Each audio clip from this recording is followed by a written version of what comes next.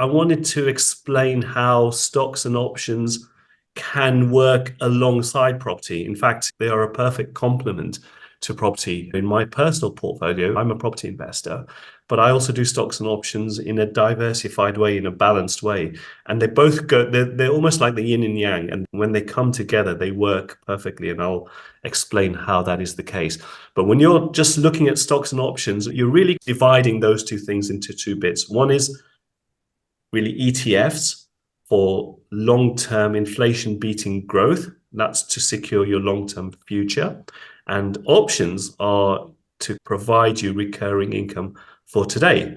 That in itself is diversification, because you've got different things you're managing, but both in terms of time frames as well. So one is you're investing for long-term future security and growth. One is for income today. Okay, so that's why I like how all of those elements fit together.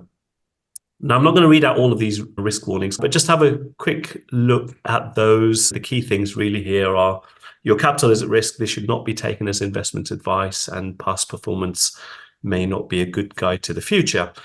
You may be aware that I run my investment academy, which is taking people through a structured process of teaching them how to invest properly.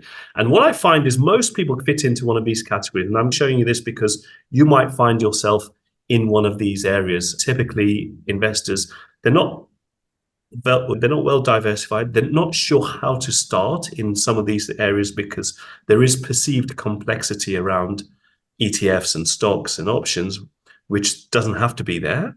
But there is, because it's in the financial industry's interests for you to think that these things are complex. So you give them your money to manage when you don't need to. So that's one thing. People are looking for a passive way to grow their capital income, looking for an income boost. And a fair few, if you have an existing work pension scheme, you might have a limited company, you might have cash sitting in your limited company, you might have savings in your personal name. All of these things can be managed better for lower fees. Almost certainly for lower fees in work pension schemes are not as charitable as we might imagine, right? So you're getting charged pretty high fees there. If you have your money managed by IFAs or wealth managers, those fees can be sky high. So a lot of people, when I work with them, they can do it much better themselves, or at least do exactly the same job themselves by drastically cutting fees and putting their cash to better use if it's in a limited company, etc. So those are some of the common characteristics of people who I work with. Okay, so who am I?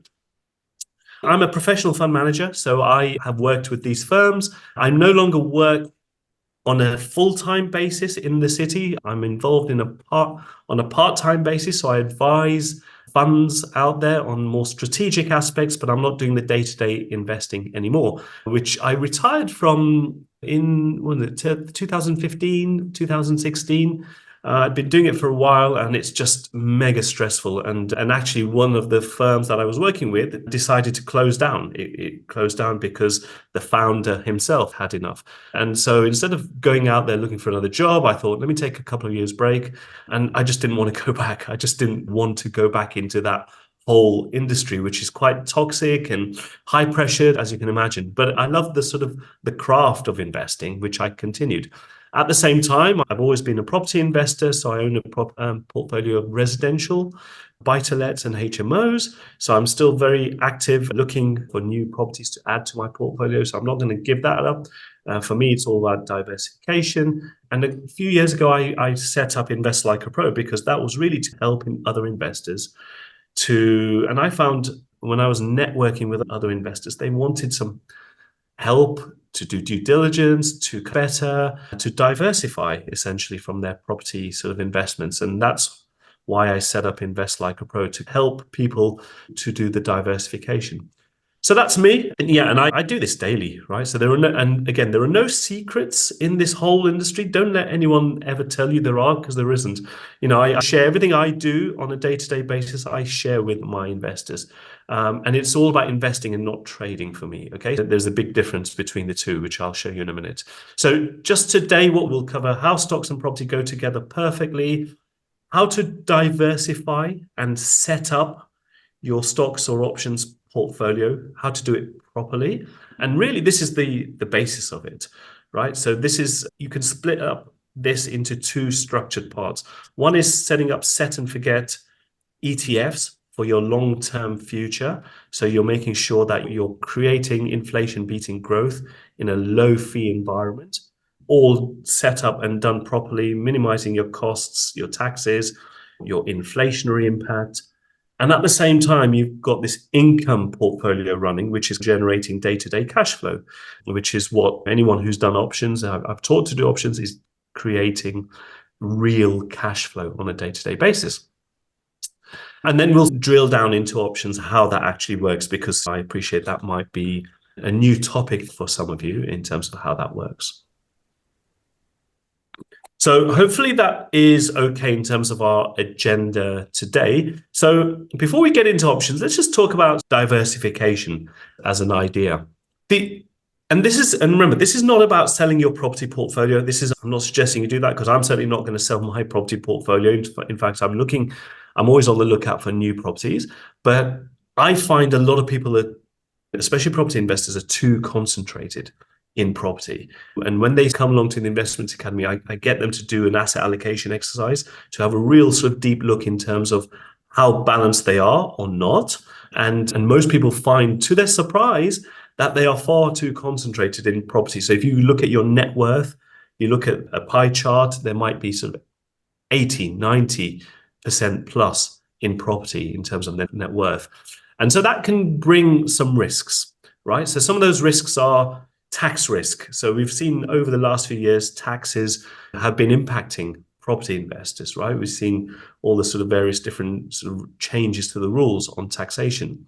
Policy, without getting into the politics of it, we are likely to have a change of government this year. Now, that could bring about some change, certainly changes to the landscape, and landlords are an easy target, right? We've seen that over the last few years, and I think that direction will only continue because it's politically acceptable, but also it will bring in the revenues because they need to fill the hole.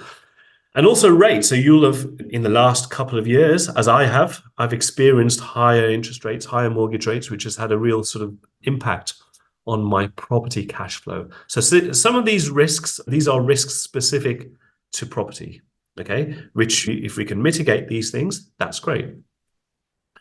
Tenants, toilets and boilers, which we all have to put up with tenants, toilets and boilers, right? Yesterday, I was just talking to my insurance company about a huge leak I've had in one of my properties, and it's just a pain to have to deal with this stuff. Even if you've got a management team or an agent there, you'll always have to deal with this. So it's not passive by any means.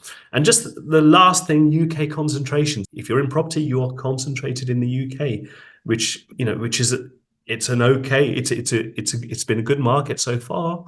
But just remember, you are very concentrated in the one country. So that's just a further sort of area of risk that you might want to mitigate. With stocks, they're liquid. So if you can sell something today and get your money out tomorrow. So they're very liquid, very short liquidity. The flip side of that is, because they're liquid, you have the volatility, which we know, right? We have higher observed volatility in stocks. That goes hand in hand. Stocks are passive and they're totally hands-free. You don't need to. The way I teach people, it's all totally set and forget, hands-free.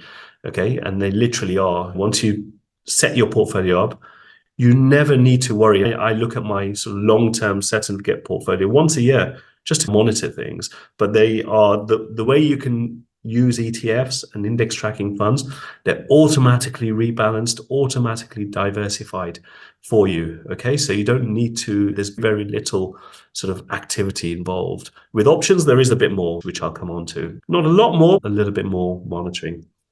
Stocks are totally tax-free. If you invest inside your pension, your SIPs or your SASs or your work pension, if you invest inside ISAs, they are completely tax-free. So you never need to submit a tax return. All your income, all your dividends, all your capital gains, they are tax-free forever, as long as they are within those wrappers. Okay, so a massive benefit which stocks give you in that sort of tax-free environment, which can really be worth a lot of money. and they're a long-term sort of inflation-beating compounding machine. So that's why I just wanted to give you some of the differences between the two.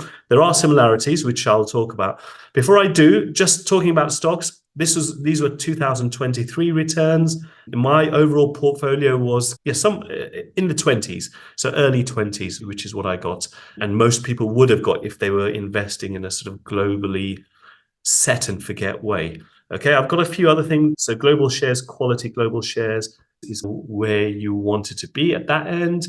I've got a few other things just for reference: FTSE 100 gold, silver. I was involved in REITs as well, which underperformed. They still did okay, but they underperformed. And options returned in the 20s. One of my best performers on the options course I run was at 55%. That's an outlier, but they were employing margin and leverage, which you can do. You can employ leverage with options. I wouldn't recommend it right at the start, but as you get more comfortable, you can start employing leverage. But the long-term average is something like 10.1% over a 150-year period. That's 10.1% annualized. And actually, what's interesting, over the last 15 years, since the global financial crisis, that average has been more like 15%. So it's been much higher in recent years. If you go all the way back to 1871, it's about 10% plus. So look, there's a whole range of asset classes. I've only got 4 or 5 major asset classes here, okay? And there's all sorts of things out there. But I've just highlighted 2: stocks and options and direct property, the stuff that with bricks and mortar, right? Because those 2 are major asset classes which have good return potential. The other stuff is uncertain. You can see here there's unknowns, but if you're going to put the bulk of your portfolio, these are the 2 areas which I certainly put my portfolio into. And these are, for me, they go perfectly together, right? These red and green blobs they indicate positive or negative for each of these parameters. So talking about liquidity, can you add value? Are they passive? Can you generate income? Are they tax-free? And you can see between direct property and stocks, you've got green all the way through when you combine them together, right? For some, yes, and some not. But when you put them together, you've got liquidity. You can add value. They are passive. You get income. Okay, which is why they go really well together. Just to give you an idea, I gave you my returns for last year. Last year, my property portfolio was down. Okay, my cash flow was down, but my stocks returned 20-odd%. In other years, it could be the other way around. Okay, and for me, that's what diversification is all about, because it mitigates individual asset class risks. Okay, so that's why I kind of love doing both of these together. But they have similarities. So they both give you recurring income, and they both give you inflation beating growth. And they've demonstrated to beat inflation over the long term. So those key similarities will be there all the time. Okay.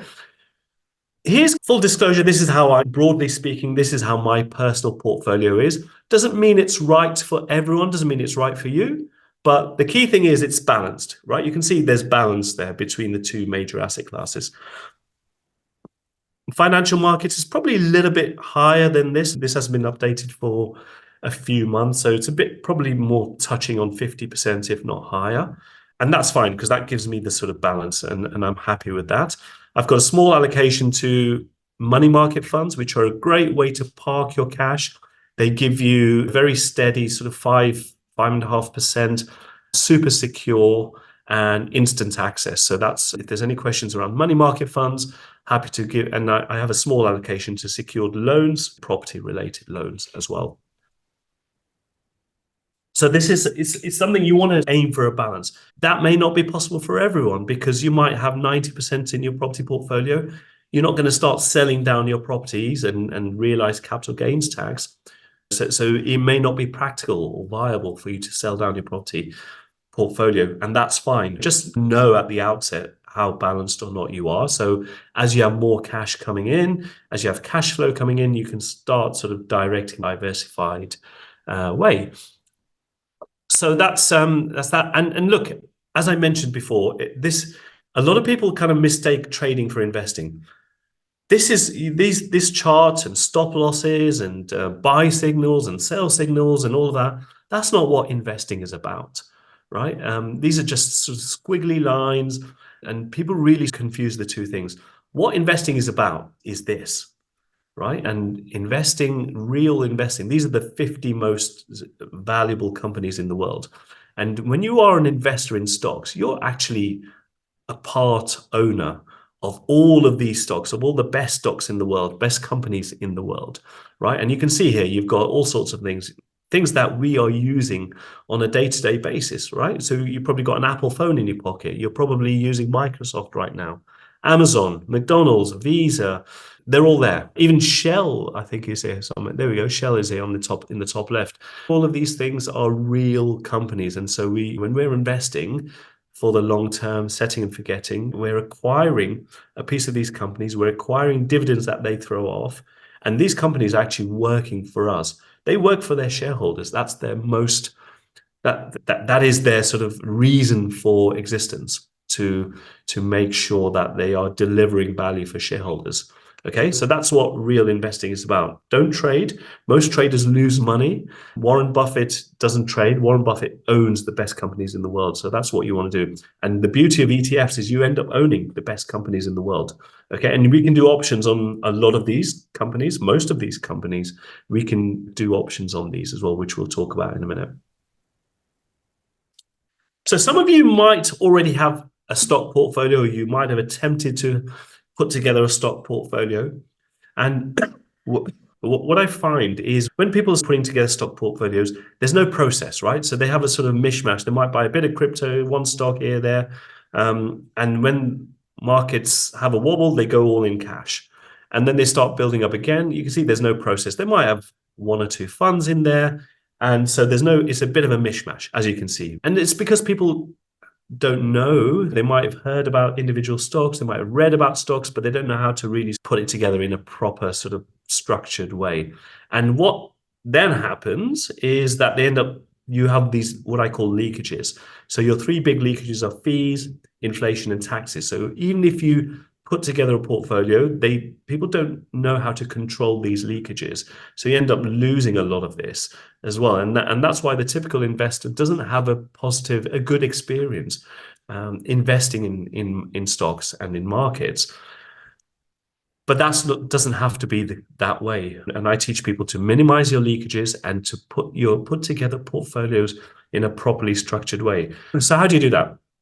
Instead of that, what I've just shown you, instead of a typical investor, what I teach people is you put together your portfolio like you'd build a house. Okay, so when you build a house, you have foundations. You build strong foundations. So these are things like minimizing your fees, investing, not trading. So time in the markets, not timing the markets, pound cost averaging in, drip feeding in, not just buying stocks with everything you've got, making sure you do it in a properly structured way, doing it in a tax efficient way. All of these things are key foundations.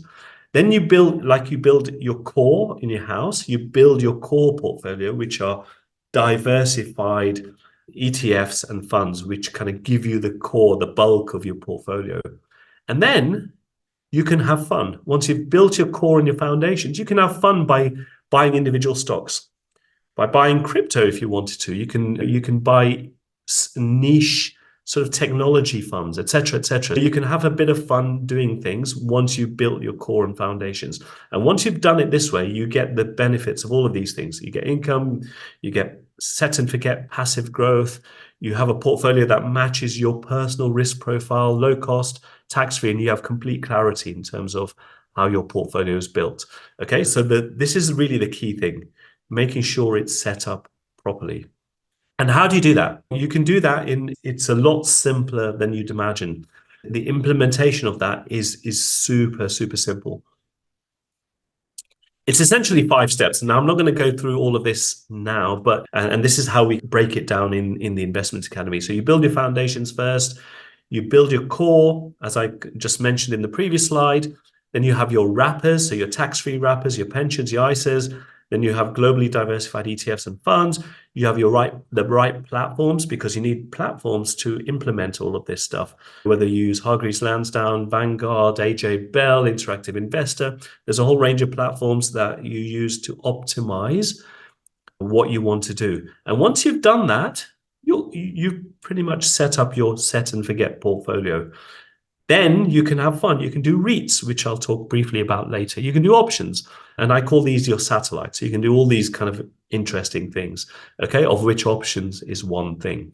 So it's a clear process, but it's a step-by-step process, which by the time people have done this in 6 weeks, they come back and say, wow, they didn't realize how easy this process was to do this. Why was I paying my IFA or my workplace pension scheme all this time when I could have been doing this so easy myself? So again, it's a really simple process. Trading platforms have to put on a wealth warning on their homepage. So IG Index is one of the biggest trading platforms. You can see here, you might be able to make out, they have to declare what percentage of retail accounts lose money when trading. And you can see here, this is 68% lose money when trading. Okay. And sometimes it changes all the time. Sometimes I've seen this at up to 75%, but just be aware, trading is a loss-making exercise. The only time anyone wins is when you operate a trading platform. The house always wins. So be careful not to trade. Related to that, this is really interesting, and this surprises people. So what I've done here is just put together a list of all the sell-offs in the market since 2009. So 15 years of data. And you can see every single one of these episodes. You've got the dates there, what the decline was, more than 5%. You think, why would I invest in the markets? All sorts of reasons. You've got economic issues, you've got interest rates, inflation, wars, contagion, pandemics. You can see all the reasons are there. And you think, okay, this is why I'm not investing in markets, because you'll hear all these reasons in the media, in the news headlines. But actually, when you zoom out, you plot all of these events on a chart. This is what it looks like. Okay, so same information, just plotted on a chart. Each of these red dots are one of those events. And when you zoom out, you can see they're just a blip, right? And actually over that time, those 27 losses have amounted to 27 opportunities, which you could be pound cost averaging in. During that time, the market's risen 615% or 16% annualized. So just the whole point of showing you this is, sometimes people get scared off investing because they see these headlines, they see the scare stories, and they look at the wobbles and they think, okay, this is too volatile for me. Actually, those are your opportunities. Whenever you see a sell-off, those are the opportunities to pound cost average in and capitalize on those opportunities. As I mentioned already, it's all about your time in the market, not timing the market. And that's what Warren Buffett, he's the master at doing time in the markets and capitalizing on all of those losses, because he's there buying whenever the markets sell off. And that's what we should all be doing. I do that all the time, because when I've got cash flow in my company or in my personal sort of accounts, as we have money coming in, I'm always drip feeding that into the markets, regardless of when markets are selling off or not, because I'm pound cost averaging constantly into the markets. And if you've got the same in your limited company, there are so many smart ways. When you've got cash sitting in your limited company, you're making profits. There are so many smart ways of putting that into your pension, for example, investing, drip feeding that into your pension. Let HMRC pay you for a change, right? And if you're not making the most of those tax allowances, you should consider doing that. We've got ISA season coming up as well soon, which is always a good opportunity. Here's a quote. Yeah, money moves from those who do not manage it to those who do. So in what we just saw earlier, Dave Ramsey, you might have heard of. I'm not sure if you have. He's an outspoken American, very loud American, who is all over YouTube and podcasts. But yeah, he's quite well followed in the US.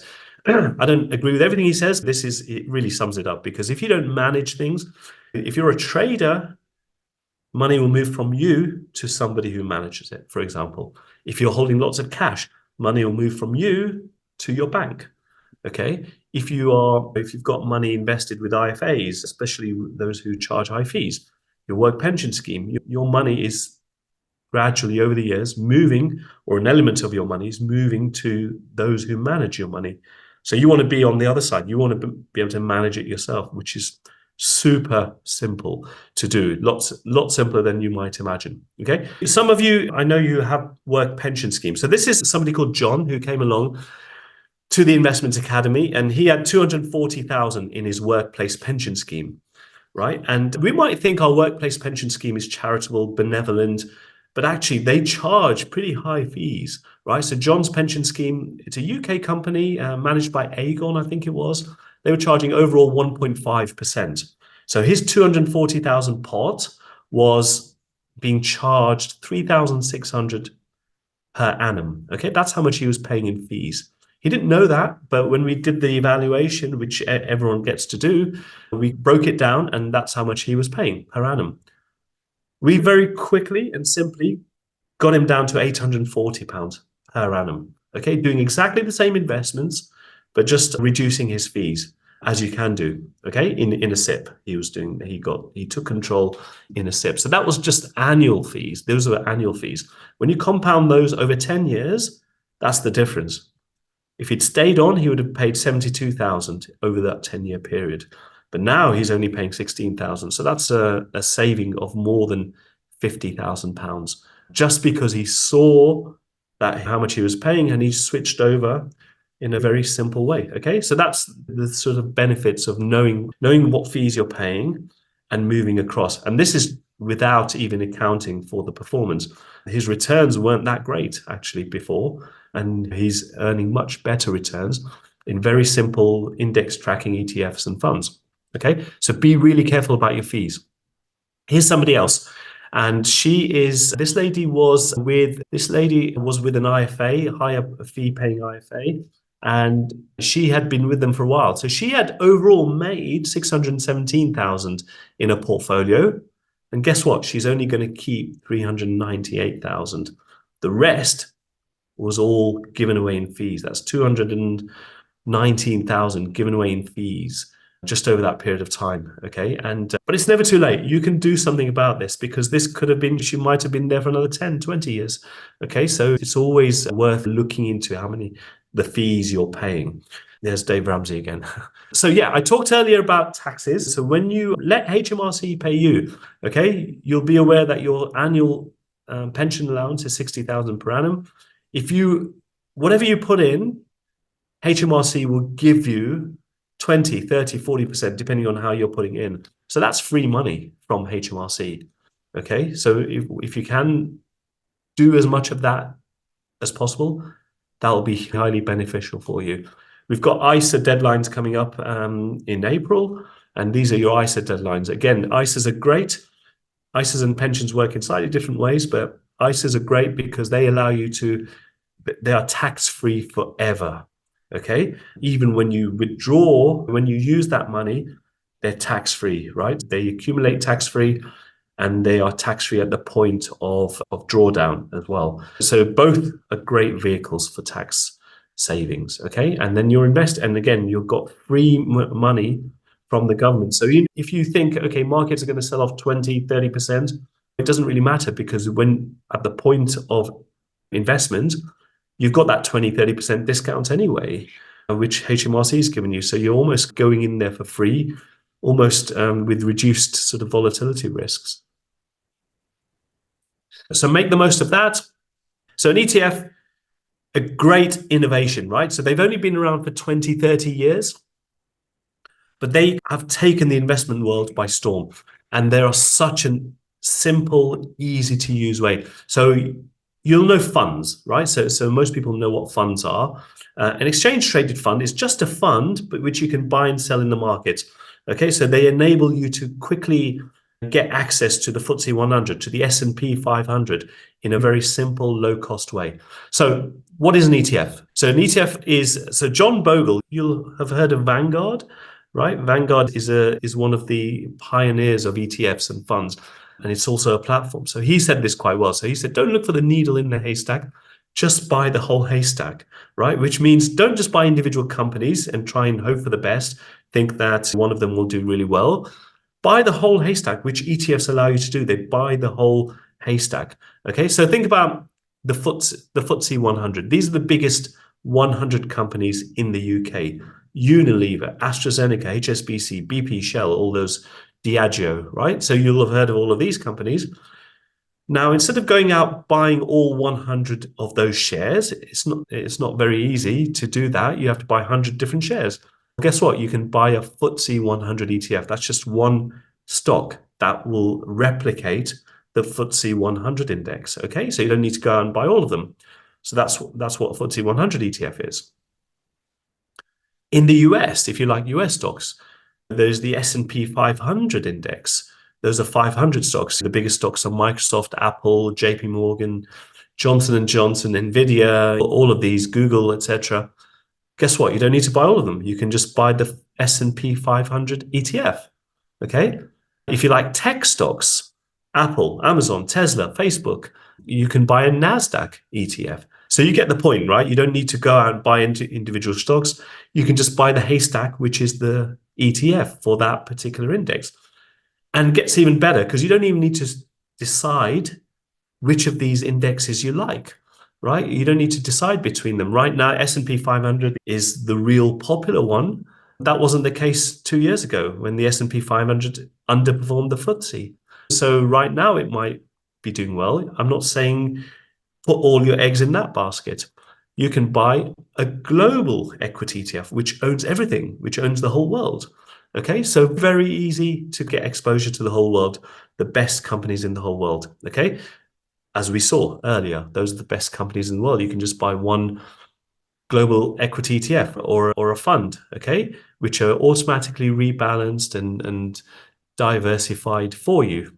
Okay, so exchange traded funds, just to summarize, they're low cost. Unlike your pension funds or your IFA managed funds, which might charge 1-2% even more, these will charge 0.2% on average. Okay, so very low cost. They're diversified.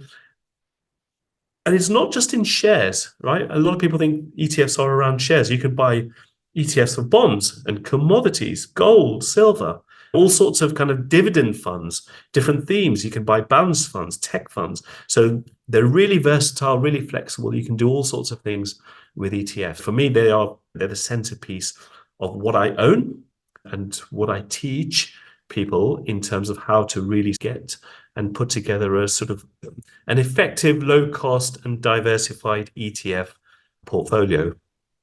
So that's what ETFs are about. An investment trust is similar to an ETF, but see, you see these ones, like, for example, the FTSE 100 ETF, that has to replicate what the FTSE 100 ETF is. So it has to own every single one of those 100 shares. Okay. Whereas investment trusts, they try and take active bets. So a FTSE 100 investment trust might say, you know what, I don't like BP or Shell, but I really like Amazon. So I'm going to buy, I really like AstraZeneca, this one. So they might decide to buy 3 lots of AstraZeneca and just eliminate BP and Shell altogether. So that sounds like a good idea, right? But actually the historical performance suggests investment trusts or active funds, which are in the similar type of category, they end up underperforming the index because they're trying to take active bets, but actually it's not that simple. And when they try to take active bets, they more often than not get it wrong. So I tend to avoid investment trusts. I stick with ETFs. So hopefully that has given you an idea in terms of how ETFs work. So we talked about this idea of having your set on the left-hand side, your set and forget sort of portfolio, which is inflation beating, is there for your long-term security. It's going to be there for you in 10, 20, 30 years and will have multiplied several times with compounding and everything else. You just let it do its stuff. It's time in the markets which will enable it to compound, and it will compound faster if it's low cost, etc., right, and tax efficient, etc., etc. So that's stuff. Once you've set up, you let it do its stuff. The income portfolio, on the other hand, requires a little bit more active monitoring, and this is stuff that typically we're talking about options. It's not just options. This is set and forget, inflation beating growth, etc. But your income portfolio gives you cash flow today. Okay, One major element of that is options. So between 1 to 3% per month, which we're going to talk about in a minute. It's not just about options. So you can do high dividend stocks, which give you 4 to 8%, which we're not going to go into huge detail today, but we can do if you've got questions on that. And so potentially a smarter way of owning property. So they give you anywhere between 4 to 10% per annum in income. Okay, so these are the three big sort of elements of your income portfolio. If you need income today, this is how you can generate income. The other element, which I haven't put down on here, is money market funds. So they give you 5.5% per annum, which is not great, but it beats most bank accounts, beats inflation. If you think the inflation rate, the official inflation rate is correct, which I don't, but it beats the official rate of inflation. And it's super simple, instant access. So that's money market funds to add to that. Okay, so that's how I set up my portfolio. That's how most people who've been through the Investment Academy, they set up the investment portfolio in this way, because you can see things very clearly when it's structured in this way. REITs are real estate investment trusts. So potentially a smarter way to own property. This is how they work. Okay, physical property, bricks and mortar, we know, right? We've talked about this already, but actually REITs, they're liquid because they are just like shares. They're like buying shares, which can only own property. Okay, so they're passive, hands-free, they're tax-free inside your pension wrappers. They give you good yield, and you can get good discounts to their net asset values. This is how they look. Okay, so you'd buy into the REIT. So you'd buy into this blue box. You'd buy shares of the traded REIT, and that REIT itself owns several properties. Okay, and that's all it can do. It can only own properties. So it's a very clean structure. Now, there are lots of different REITs out there. There's residential ones, there are office-focused ones, there are retail ones, industrial, there are ones that own care homes, etc. There are so many different types of REITs out there. But yeah, REITs are a good way to own property, and they give you cash flow. You can get below net asset value. So it's a bit like below market value. Some of these are trading at discounts to net asset value because interest rates were going up until now. And a lot of these have been impacted by interest rates going up. And sometimes they overreact, right? And that's why there are some potential opportunities in the REIT space. So if you own mainly residential properties, as I do, and if you think, actually, I've got enough residential, I'm interested in industrial or office or retail or whatever, I think REITs are a great way to diversify your property portfolio and get exposure to other types of properties instead of going out and buying an industrial unit for 6 million or something, right? So this is a much easier way and a tax-free way of owning property outside of residential. I'm going to move on to options because I know many of you were interested in options. This is how options work. There are strong parallels with property, right? So in the same way, when you buy a property, right, you own an asset which you're renting out, right? Essentially, you're getting monthly rent. Shares work in exactly the same way. So you can own a share in anything, in individual companies, in ETFs, like the ETFs we mentioned. You can do options on ETFs as well, right? You can buy those and then you can effectively rent out those shares or ETFs for monthly income, okay? And this is how it works. Let's say you buy shares for £100, okay? Each share is worth £100, okay? And by the way, most of the options we do are in the US market, but we can do options in the UK as well. But let's just call it £100, a hypothetical share. So you buy it for £100. Now, typically this might be a blue chip company or an ETF. Doesn't really matter, but the price you pay for each share is £100, okay? That's your asset. That's your initial sort of baseline asset, which in the same way you'd buy a property, you buy shares, okay? Now, you can rent out those shares. Now, once you own them, you can now rent them out, okay? And we'll show exactly how that works in real time in the platform I'm about to demonstrate. But when you rent out your shares, okay, you might earn £1.50 per share per month, okay? So we're talking monthly amounts here. So if you earn £1.50, that's the equivalent of 1.5% per month. Okay, so how do you rent out your shares? What you do is you do what's called a call option. Okay, now options come in two broad formats. One's a call option, one's a put option. Okay, so what we're talking about here is a call option, because once you own something, you'd sell a call option to get your 1.5%. Now, what this effectively is, it's like doing a rent to own agreement. With property, you can, if you're a property investor, instead of buying a property, you can agree with the landlord, with the vendor. Instead of buying it, you can say, look, can I do a purchase lease option? So that's effectively renting it for 3 years, 5 years, whatever. And at the end of that period, you have the option to buy it. Okay. Now, once you've got into that, you can then rent out your property, right? As a rent to own agreement to your tenant. And that they're quite common, right? So a tenant pays you the rent, but has the option to buy your property after 3 or 5 years at a price you both agreed. Okay. So it works in exactly the same way with shares. Okay. You do what's called a rent to own agreement, which is basically you're selling a call option. Okay. But in this example, what we've said is we're going to get our rent, and our rent to own agreement is going to it has a strike price of £105, because remember, we bought it initially for 100, and now our strike price is £105. Okay, so just remember that £105, but we're getting our 1.5% anyway per month. Now, what happens next? So you've done that, you've got your rent to own agreement, i.e. your call option, that's all done. You own the asset, and now you've rented it out. So if the share price, remember it's £100 now, if it doesn't reach 105, if by the end of that 1 month period it's below £105, guess what? You keep the shares, nothing happens, because your tenant buyer or the person who bought your call option will not exercise your shares. Okay, so nothing happens. You just keep the 1.5%, you keep the shares, and then you go again. You just rent it again because nothing has happened. Your shares have not changed hands. You keep your 1.5% anyway, and then you go again the next month. You do it again. You sell call options again for another 1.5%. Okay, so there's no change. All that's happened is you keep your 1.5%.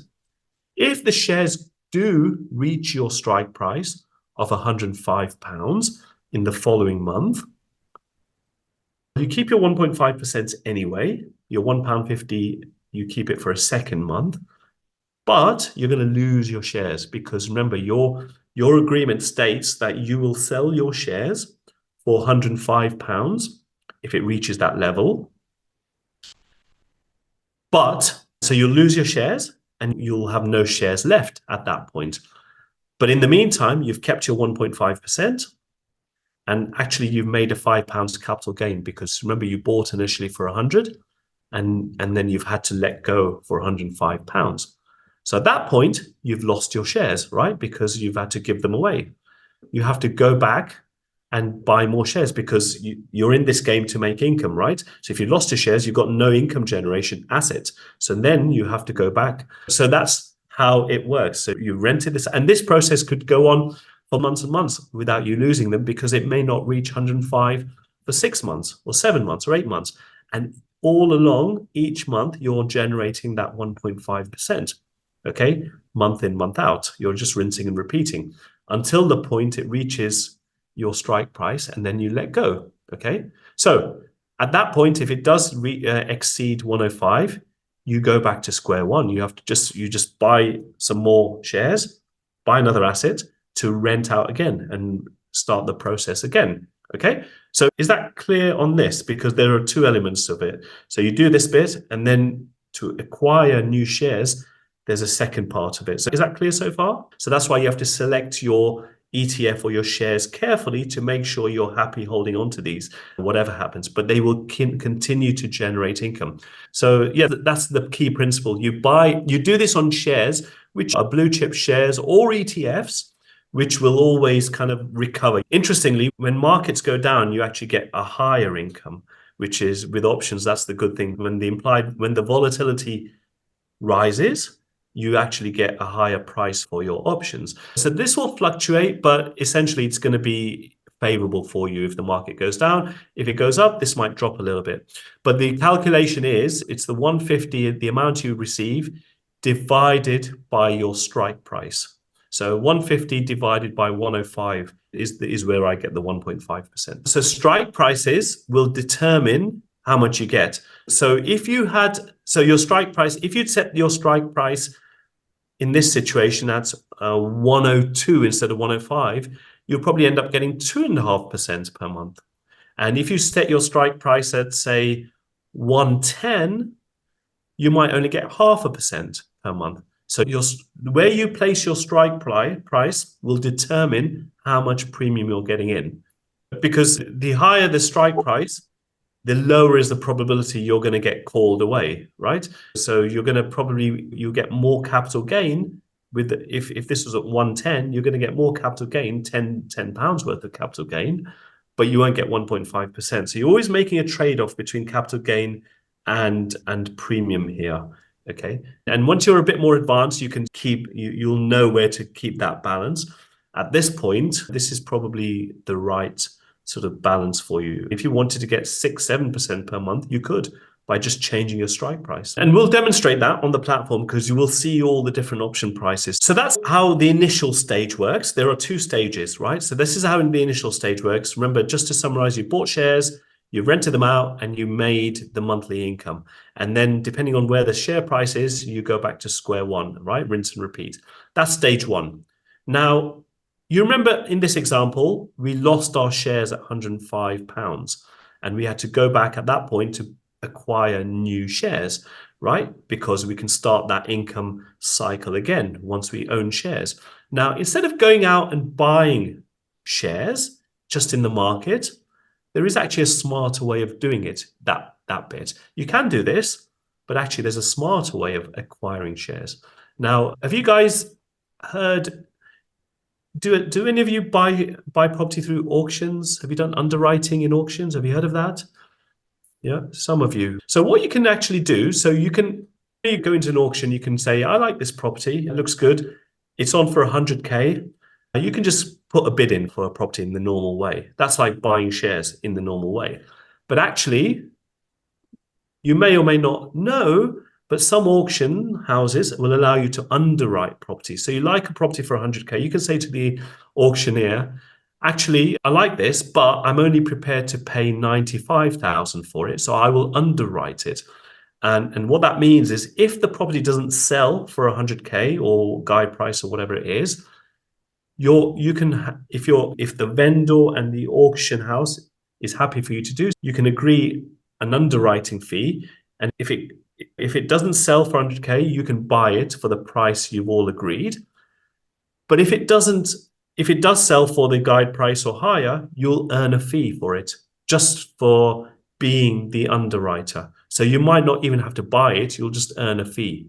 Okay, so it's exactly the same way you can acquire an asset in the options market by being an underwriter.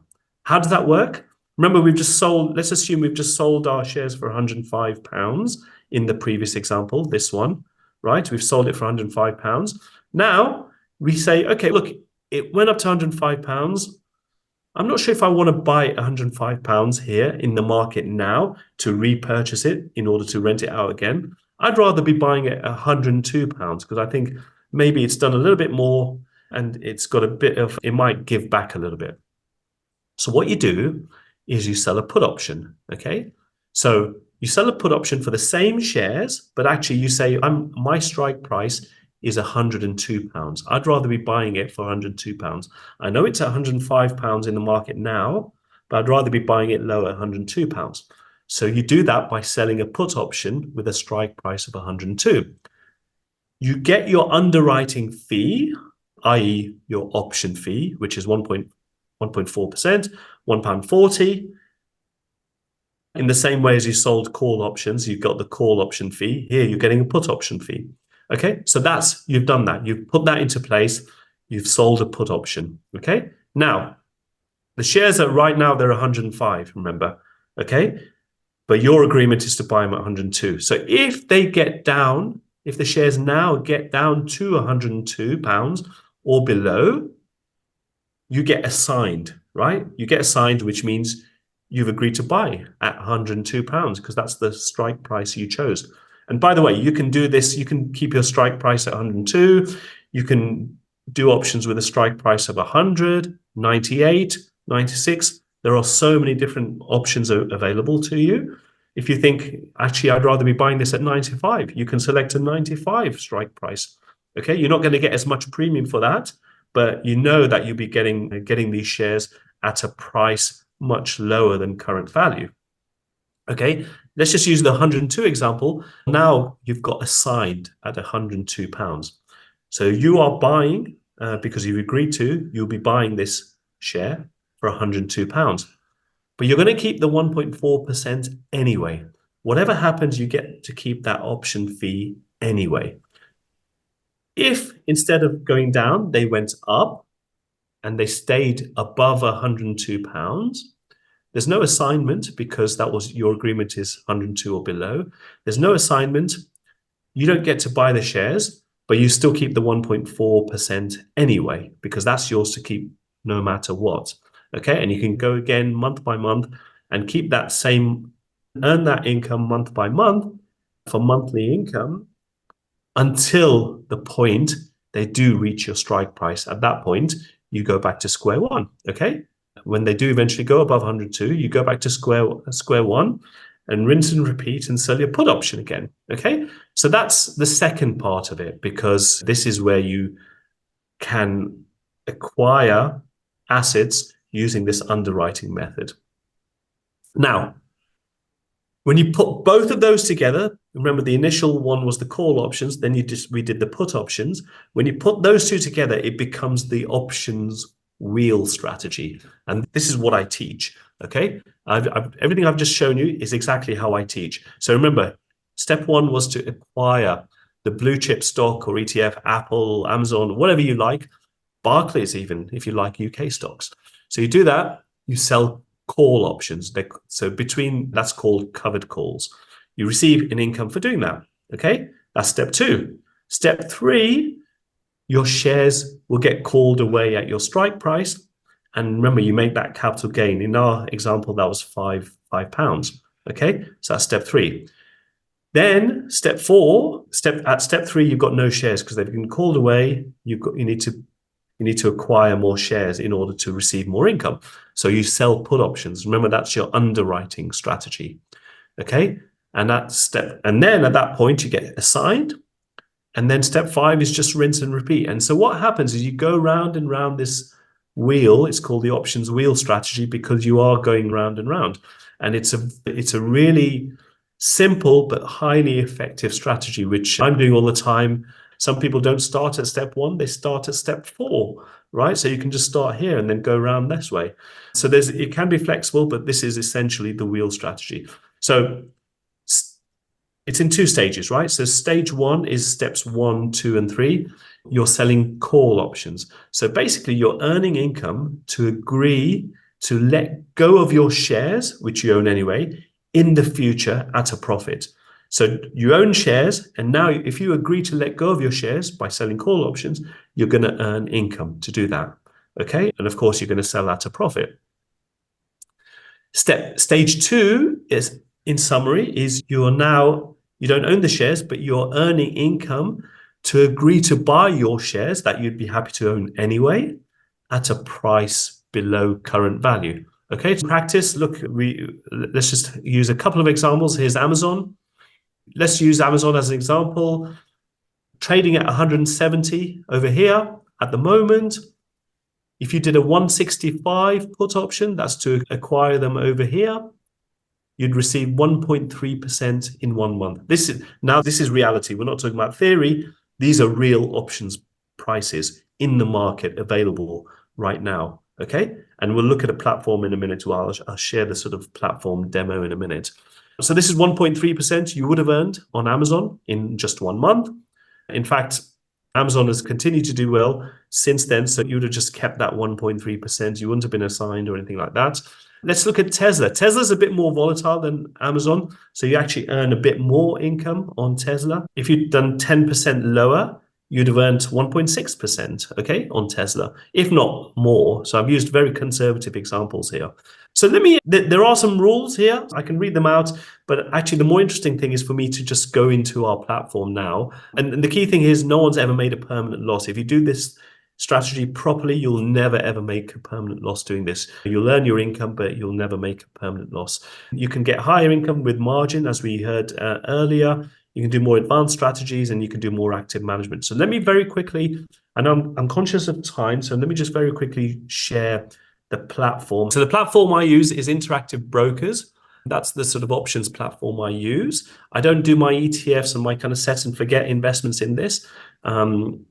This is the options specific platform I use. And the great thing is you can have a paper trading account. So you don't need to, this is my paper trading account. Works in exactly the same way, but this is a sort of practice account that I use to practice my strategies before I do real money. So this is how it looks. So Walmart, let's look at Walmart. So Walmart is WMT, okay, is the ticker, and this one. So let's do Walmart first.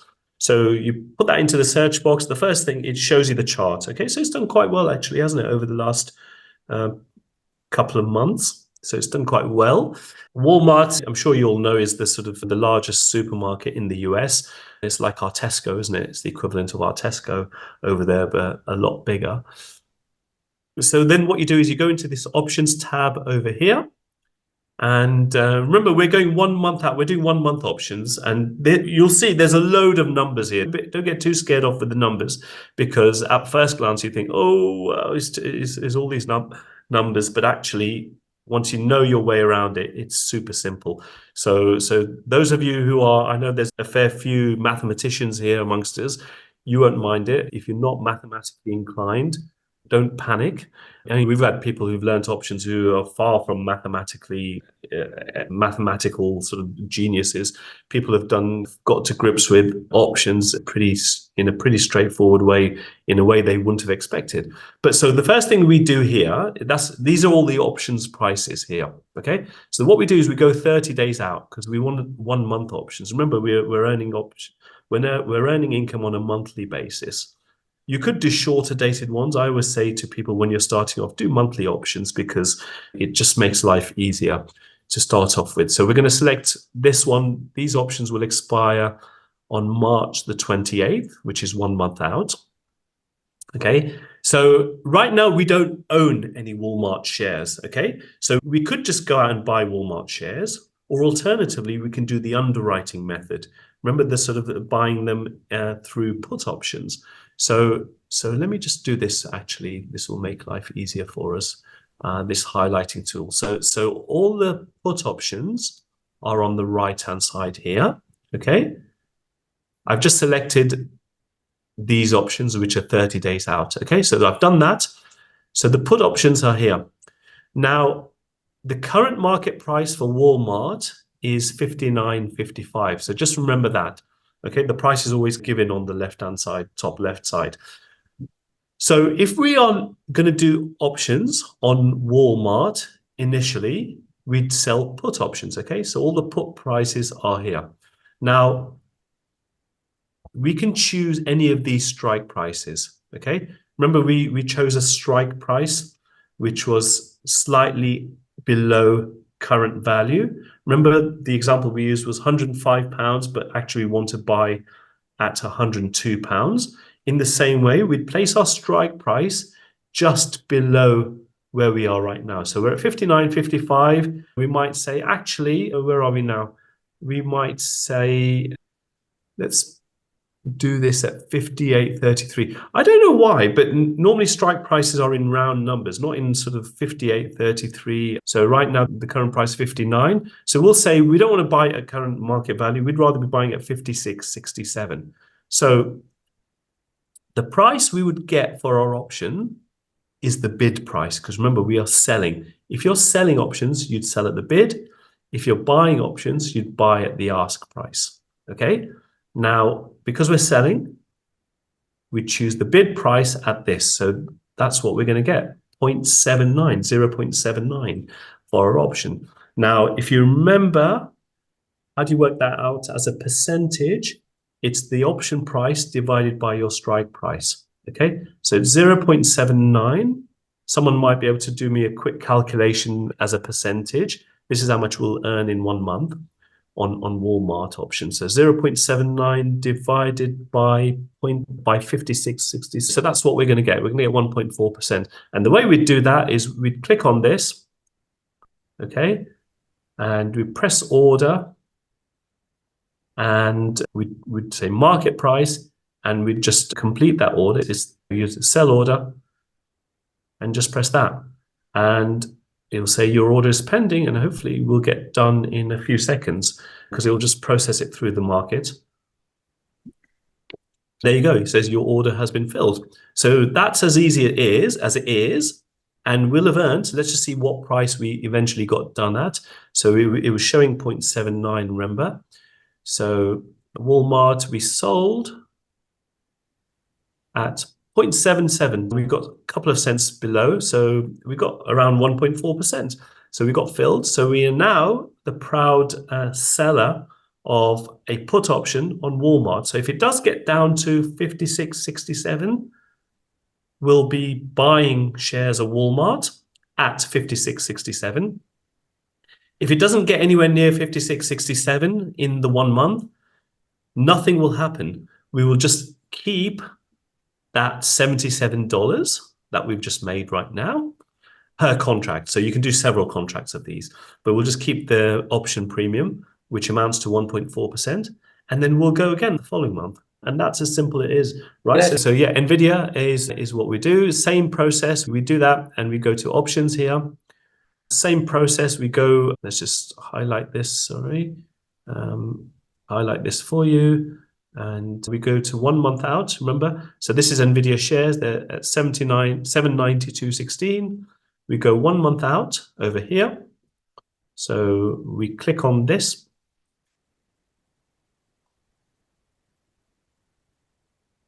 And so now we've got the 1 month shares we've just pulled up. And you can see the strike prices.